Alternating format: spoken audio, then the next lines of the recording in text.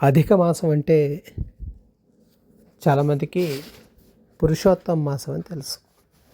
అధికస్య అధికం ఫలం అంటే మనం ఏదో కొంచెం చేస్తే దానికి సంబంధించిన ఎక్కువగా మనకి ప్రయోజనం కలిగే మాసం.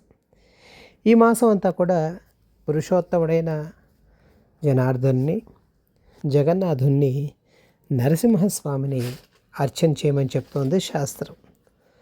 నరసింహస్వామికి చేసే ఏ ఒక్క క్రియ అయినా కూడా 1కి 10 రెట్లు మంచి ఫలితం ఇస్తుంది. కాబట్టి వీలైన సందర్భాల్లో వీలైన వారు నరసింహస్వామికి కళ్యాణమో, క్రతువో, హోమమో, అభిషేకమో, సహస్రనామార్చనో, లేకపోతే ఈ మాసం అంతా కూడా చక్కగా నృసింహ స్తోత్రం చేసినా కూడా చక్కటి ఫలితం ఉంటుంది. నరసింహస్వామి మృత్యుంజయుడు. మృత్యుంజయుడు అంటే సాక్షాత్తుగా రుద్రుడికి కూడా ఆ వరాన్ని ప్రసాదించినవాడు.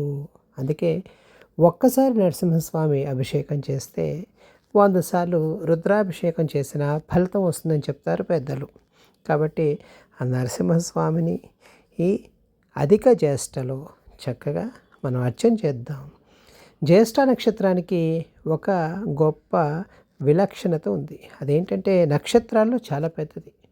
అంటే మనకు కనపడే సూర్యుడి కన్నా కూడా చాలా రెట్లు పెద్దదైన నక్షత్రం కాబట్టి దానికి జ్యేష్ఠ అని పేరు. పైగా వృశ్చిక రాశిలో ఉంటే తేలు లాంటి ఆకారంలో అది మిణుక్కుమంటూ ఆ శ్రేష్టత్వాన్ని మనకి ఇస్తుంది.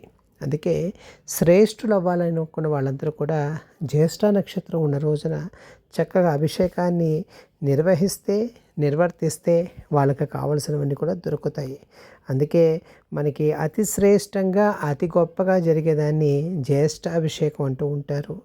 ఈ సంవత్సరం మనకి ఈ అధిక జ్యేష్ఠ వచ్చింది కాబట్టి మీరందరూ కూడా ఈ పురుషోత్తమ మాసమైన ఈ మాసంలో ఆ జగన్నాథుడైన నరసింహస్వామికి, ఆ జనార్దుడైన పురుషోత్తముడికి సంబంధించిన అన్ని రకాల అర్చనలు చక్కగా చేసుకోండి. ఏవి మాకు రావు అనుకుంటే మనకి అద్భుతమైన మంత్రం ఉంది. మంత్ర రాజం అని పేరు ఉన్న ఉగ్రం వీరం మహావిష్ణువు జ్వలంతం సర్వతోముఖం నృసింహం భీషణం భద్రం మృత్యుం నమామ్యహం.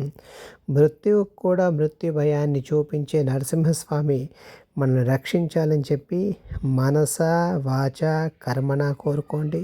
మీరు బాగుండండి, మీతో పాటు అందరూ కూడా బాగుండాలని కోరుకోండి.